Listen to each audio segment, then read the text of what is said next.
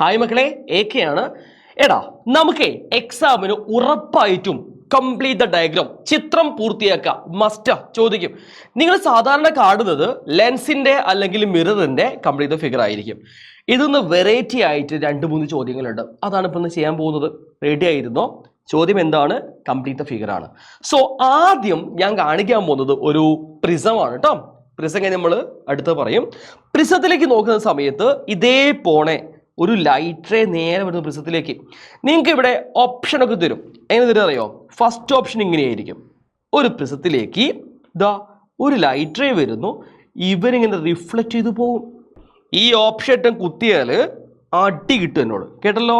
ഈ ഓപ്ഷൻ പൊട്ടത്തെറ്റാണ്. രണ്ടാമത്തെ ഓപ്ഷൻ ഇങ്ങനെ വന്നിട്ട് ലൈറ്റ് റേ റിഫ്രാക്റ്റ് ചെയ്തിട്ട് ഇങ്ങനെ പോവും. ഇത് ശരിയാണല്ലേ? അല്ല കേട്ടോ. നിങ്ങൾ മനസ്സിലാക്കി വെക്കുക, ലൈറ്റ് റേ നേരെ വരുന്നു, അത് റിഫ്രാക്റ്റ് ചെയ്യുന്നു അല്ലെ, അപവർത്തന വിധേയമാകും. ഈ ഭാഗമാണ് നമ്മുടെ പ്രിസത്തിന്റെ ബേസ് എന്ന് പറയുന്ന ഭാഗം. ഈ ബേസിനെ സമാന്തരമായിട്ട് ഏകദേശം പാരലായിട്ടാണ് എന്ത് വരിക? ഈ ലൈറ്റ് റേ വരിക. ശേഷം ബേസിനടുത്തേക്ക് എന്ത് ചെയ്യും? ബെൻഡ് ചെയ്യും. ഈ കാര്യം മനസ്സിലാക്കി വെക്കണം. ഈ ഫിഗർ വളരെ വളരെ ഇമ്പോർട്ടൻ്റ് ആണ്. 1 മാർക്കിന് തന്നെ ചോദിക്കുക, സെറ്റാണ്. ഇനി ഒരു 2 മാർക്ക് ക്വസ്റ്റ്യൻ ഉണ്ട്, ശ്രദ്ധിച്ചോ. നമ്മുടെ ഗ്ലാസ് ലാബ് പല കുട്ടികളും സ്കിപ്പ് ചെയ്തു പോണ കാര്യം. ഈ ചോദ്യം നിങ്ങൾ ശ്രദ്ധിച്ചാൽ ഒരു പതനരശ്മി വരുന്നുണ്ട്, ഇൻസിഡന്റ് റേ. എങ്ങോട്ടേക്കാണ് വരുന്നത്? എയർന്ന് ഗ്ലാസ്സിലേക്കാണ്. ഇത് ഗ്ലാസ് ലാബ് ആണല്ലോ. അപ്പൊ നിങ്ങൾ ആദ്യം വരയ്ക്കേണ്ടത് ഈ ഒരു ഇൻസിഡന്റ് ലൈറ്റ് റേ പതനരശ്മിയുടെ ആക്ച്വൽ റേ പാത്ത് വരയ്ക്കണം. ഇതൊരു സ്കെയിൽ ഉപയോഗപ്പെടുത്തി കറക്റ്റായിട്ട് വരയ്ക്കണേ. ബെൻഡൊന്നും ചെയ്യാതെ കറക്റ്റായിട്ട് പോകണം. ക്ലിയർ ആണല്ലോ? ഇനി നിങ്ങൾ മനസ്സിലാക്കേണ്ട കാര്യം, പതനരശ്മി വന്നു എയർന്ന് ഗ്ലാസ്സിലേക്ക്, അതിൻ്റെ വേഗത കുറയുമ്പോൾ it bend towards a normal. ലംബത്തോട് അടുക്കുകയാണ് ചെയ്യുക. ഏതാ നമ്മുടെ ലംബം? ഇവനാണ് നമ്മുടെ ലംബം. ഇവന്റെ അടുത്തേക്ക് ഇങ്ങനെ അടുക്കും. കണ്ടോ നിങ്ങൾ? ഇങ്ങനെ പോകേണ്ട ആൾ എന്ത് ചെയ്യൂ? ഇങ്ങോട്ടേക്ക് അടുത്തിട്ട് ഇങ്ങനെ വന്നിട്ടുണ്ട്. സോ ശേഷം നേരത ഇങ്ങനെ വരച്ച് വെക്കും. ക്ലിയർ ആണോ? സെറ്റ് ആണോ? ഇനി അടുത്ത ലംബം ഇവിടെ ഇങ്ങനെ വരച്ച് വെക്കുക. ഇവിടെ നിങ്ങൾ വേറെ ഒന്നും ചെയ്യാൻ പോകണ്ട. ശേഷം ഒറ്റ കാര്യം മനസ്സിലാക്കിയാൽ മതി. ഇതാണ് നമ്മുടെ ആക്ച്വൽ റേ പാത്ത്. ഈ ആക്ച്വൽ റേ പാത്തിന് സമാന്തരമായിട്ട് എന്നെ വരയ്ക്കണം മക്കളെ. കണ്ടോ? ഈ 2 ലൈറ്റ് റേയും എങ്ങനെയാ പോവാ? സമാന്തരമായിട്ട്. ഇവരിങ്ങനെ പരസ്പരം സമാന്തരമായിട്ട് പാരലായിട്ട് പോകും. ഇങ്ങനെ വരയ്ക്കണം. ഇത് 2 മാർക്കിന്റെ ക്വസ്റ്റ്യൻ ആണ്. ഇത് വന്നാൽ നിങ്ങൾക്ക് ഉറപ്പായിട്ടും മാർക്ക് ലഭിക്കണം. സെറ്റാണല്ലോ? ഇനി മൂന്നാമത്തെ ഒരു ചോദ്യമുണ്ട്. ഇത് എല്ലാവർക്കും അറിയാവുന്ന കാര്യമാണ്.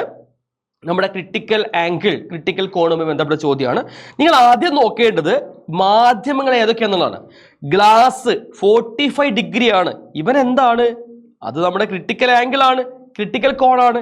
ക്രിട്ടിക്കൽ കോൺ ആണ് എങ്കിൽ നിങ്ങൾക്കറിയാം ലൈറ്റ് റേ ഇങ്ങനെ വന്നു കഴിഞ്ഞിട്ട് ഇങ്ങനെ പോകും അല്ലേ? ശേഷം ഇവിടെ ഒരു 90 ഡിഗ്രി എന്നുകൂടി അടയാളപ്പെടുത്തി വെക്കേണ്ടത് വളരെ പ്രധാനപ്പെട്ട കാര്യമാണ്. ഇനി മറ്റൊരു ചോദ്യം ഇതിൽ തന്നെ ഉണ്ടാവാറുണ്ട്. നോക്കൂ, ഗ്ലാസും എയറും തന്നെയാന്ന് വിചാരിച്ചോളൂ. ഈ ഗ്ലാസ്സിൽ നിന്നും എയറിലേക്ക് വരുന്ന ലൈറ്റ് റേ ഇങ്ങനെയാണ് വരുന്നത്. ഈ ലൈറ്റ് റേന്റെ ആംഗിൾ തന്നു നമുക്ക് 50 ഡിഗ്രി തന്നു. അപ്പോൾ ഇത് കംപ്ലീറ്റ് ചെയ്യാൻ ചോദിച്ചാൽ എങ്ങനെ കംപ്ലീറ്റ് ചെയ്യണം? ഇതൊരിക്കലും എന്താവില്ല? റിഫ്രാക്റ്റ് ആവില്ല, അപവർത്തനം നടക്കൂല, ഇങ്ങോട്ട് കടക്കൂല. പിന്നെ എന്ത് സംഭവിക്കുക?